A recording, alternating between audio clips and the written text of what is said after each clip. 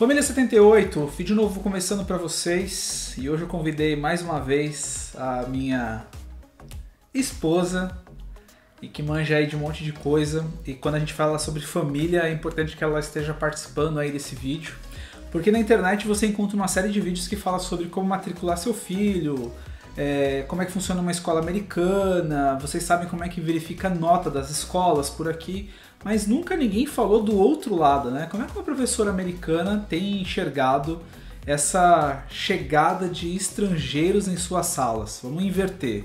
Imagina que você seja uma professora brasileira e que seus alunos agora não falam português. Como é que você se comunica com eles? Como é que eles vão desempenhar dentro de sala? E pior, será que esses alunos que não falam o idioma da sua aula vão impactar negativamente no seu ritmo, né, no seu planejamento? Então é sobre isso que falaremos hoje, baseado muito na experiência que nós temos como pais. A Rafa se formou aqui no high school, que é o ensino médio, e o Enzo começou no kindergarten, certo? Foi pro first e second grade, e também teve uma etapa aí de... O Tia Deia é o quê? É um daycare. É o daycare, que é o jardim da infância no Brasil. Mas ela já ensinou ele algumas coisas. Eu não sei se no daycare tradicional eles ensinam a escrever, alguma coisa assim. Ela ensinava o Enzo, não sei. Falaremos sobre isso nesse vídeo que está começando agora.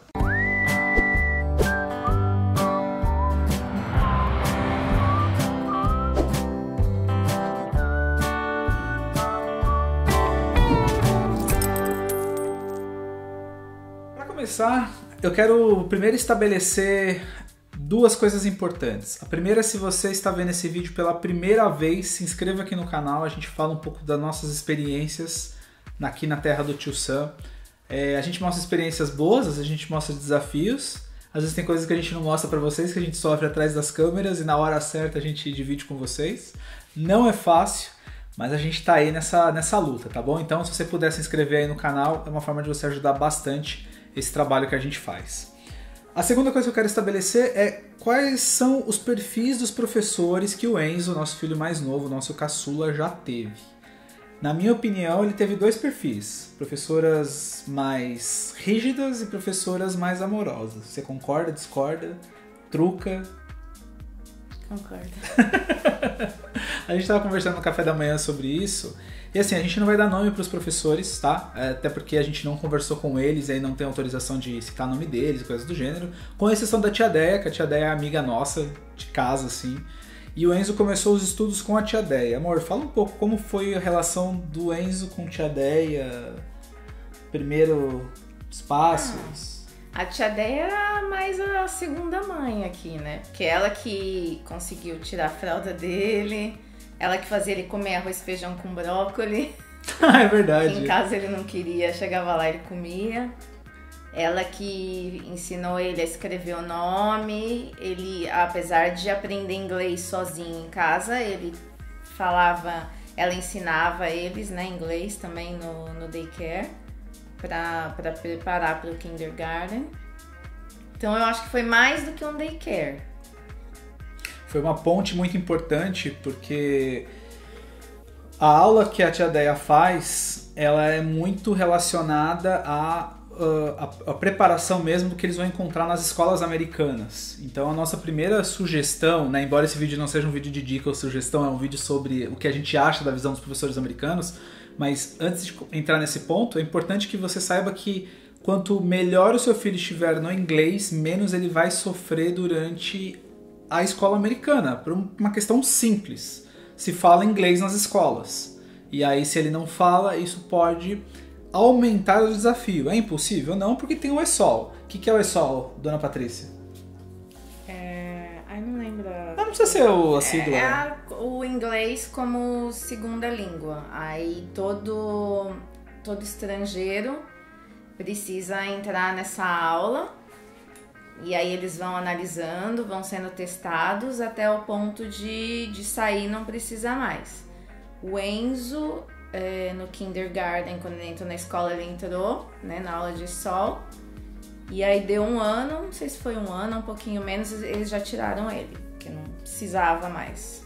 Então é uma forma bacana de preparar a criança. É importante que vocês saibam que as crianças são esponjas, mas elas só podem aprender coisas que elas são expostas.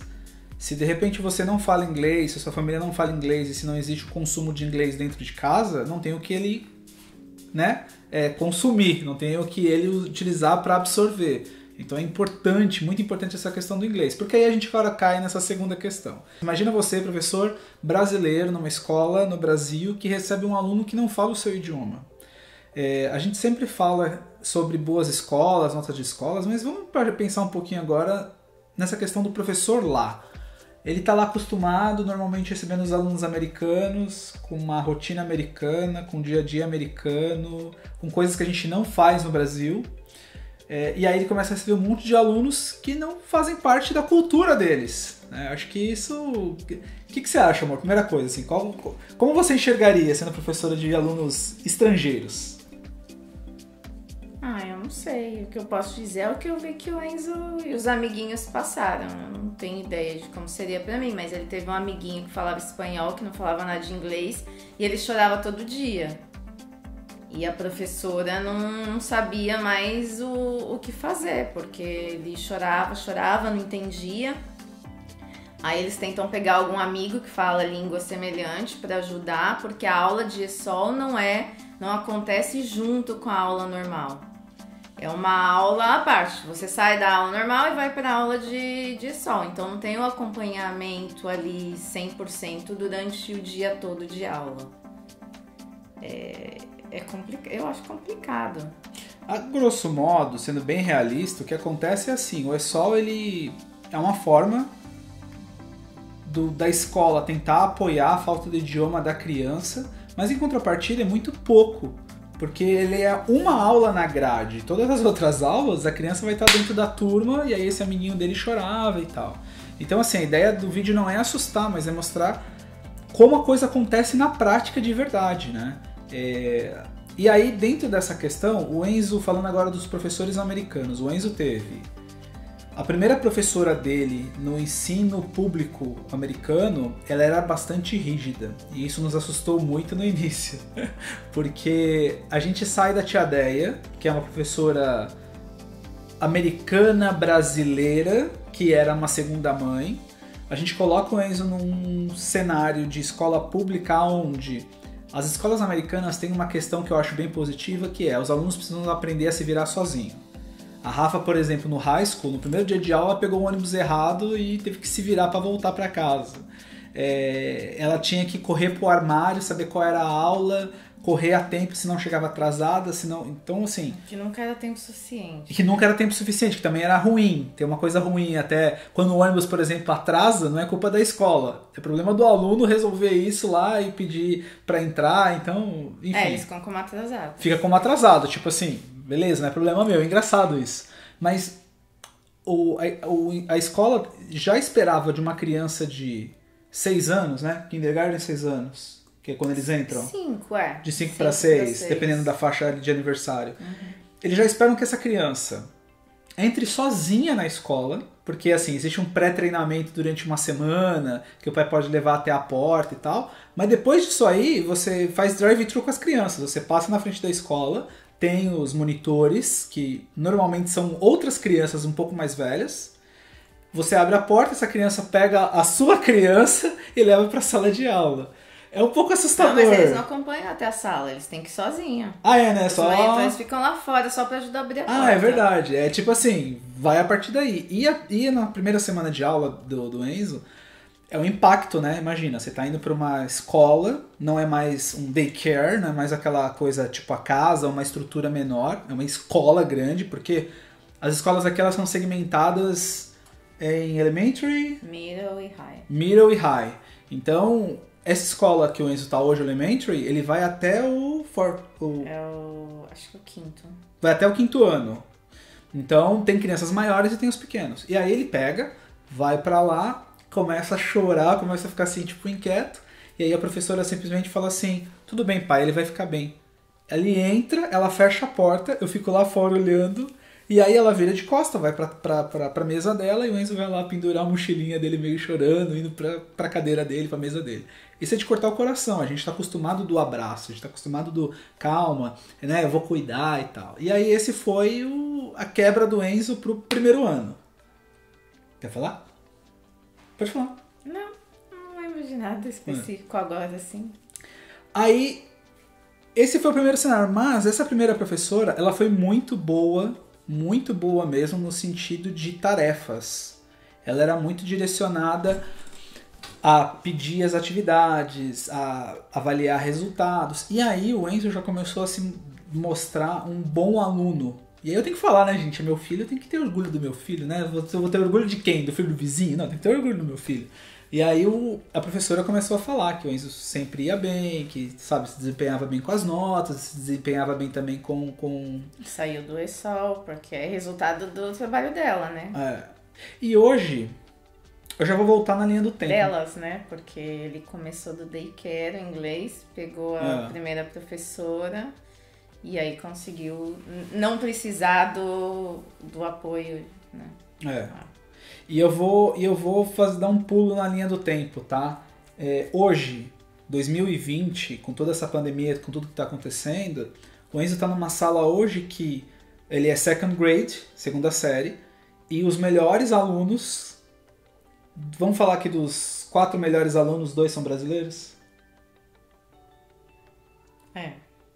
Então... Tô tentando pensar quem que pode ser mais além de 2.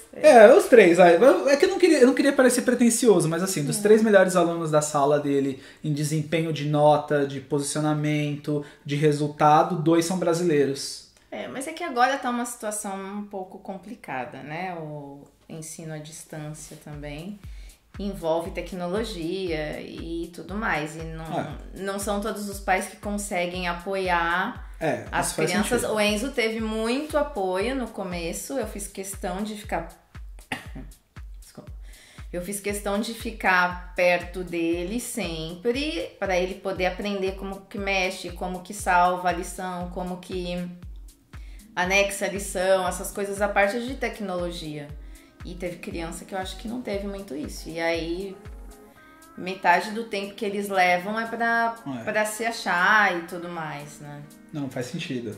A gente tem uma vantagem, que é o fato da gente estar em casa o tempo todo, né? Existem pais que a gente sabe que acabam trabalhando, estão aqui na correria e tal, e aí estão na rua e não ficam perto dos filhos. A gente tem, graças a Deus, essa possibilidade de estar em casa full time. Então, assim... A Paty conseguiu ajudar o Enzo nessa transição de aula online, acompanhamento com o professor, né? Entender como é que estão as coisas. Eu sou professor de educação física, às vezes, de música e de arte. Às vezes. Às vezes. Dona Patrícia tá dando risada porque às vezes eu não faço. Então aí ela tem que assumir, por isso que ela tá dando risada e tá me zoando internamente. Segunda professora do Enzo, quando no first grade, essa já era uma professora mais amorosa, que era a professora que a gente esperava no primeiro ano, assim, a professora do abraço, a professora do meus alunos, que divide a vida, que fala sobre coisas pessoais, que é mais, sabe, professora de filme americano, de receber uma maçã, esse formato, assim. Só que, no começo, a gente sentiu que ela não era tão eficiente. Não, eficiente é uma palavra muito pesada, mas ela não era tão... Rígida com a lição. Rígida com a lição, tão direcionada a objetivos e notas como a primeira professora. Só que é o que você estava falando de manhã, né? Foi bem no momento do impacto da pandemia também. No começo ela estava sendo legal, talvez para depois pegar um pouco mais, e aí vai acontecer tudo o que aconteceu. Ou seja, os pais nunca estão felizes. Quando a professora é rígida, eles reclamam porque ela não é amorosa. Quando ela é amorosa, ele reclama porque não é rígida. Então, assim, tem que ter uma paciência. Parabéns aos professores aí. A minha melhor professora de inglês que eu tive lá no liceu, ela era brava, todo mundo odiava ela, mas eu só aprendi inglês por causa dela. É muito doido. Isso é muito doido. As mais rígidas, normalmente, são as que te colocam ali onde você tem que estar, né?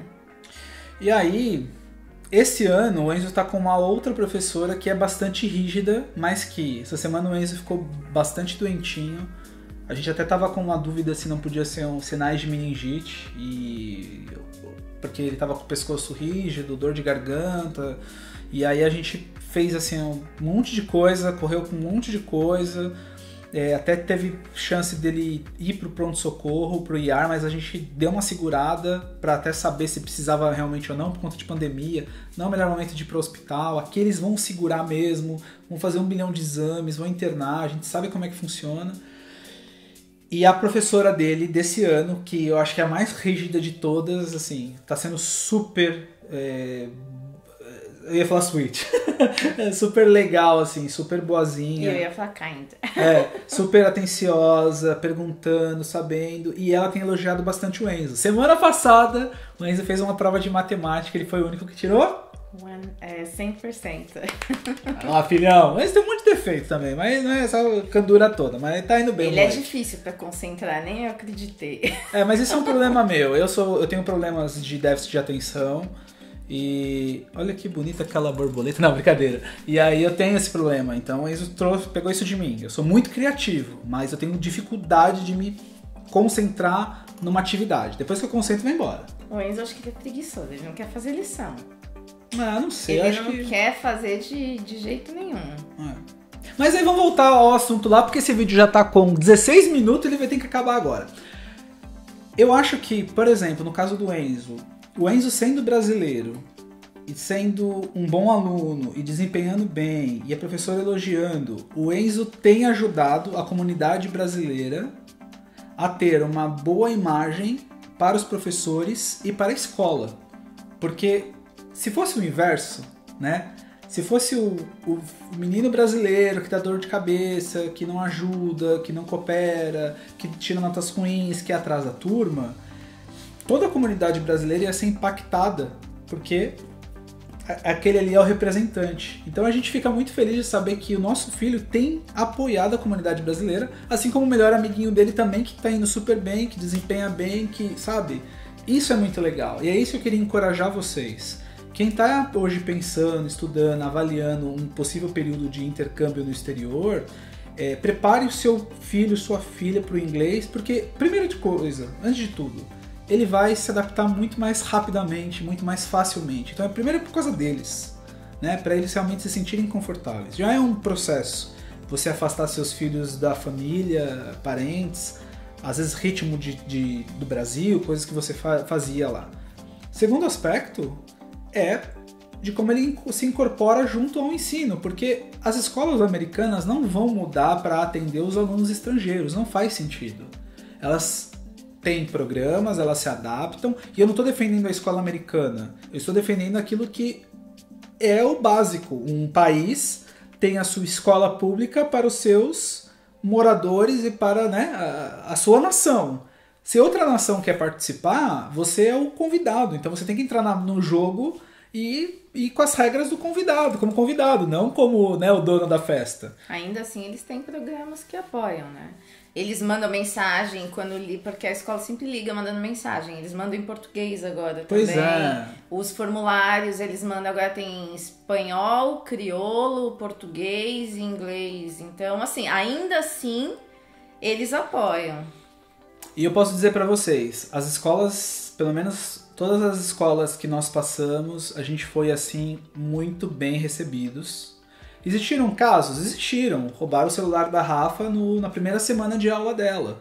Mas assim, são casos isolados, entende? Assim, foi um aluno que fez, mal intencionado, mas em linhas gerais, as escolas, pelo menos por onde nós passamos, sempre nos receberam muito bem. Os professores nunca tivemos problemas de preconceito, de nariz virado, de olho torto, dos pais também não, até porque a gente tava brincando ontem. Também, né, chega na turma lá, tem 4, 5, 6 alunos, né, numa turma de 15, então, tipo, não é a minoria, né, os brasileiros. Claro que a maioria é os americanos. Se bem que agora a turma dele é a que menos tem, né, brasileiro.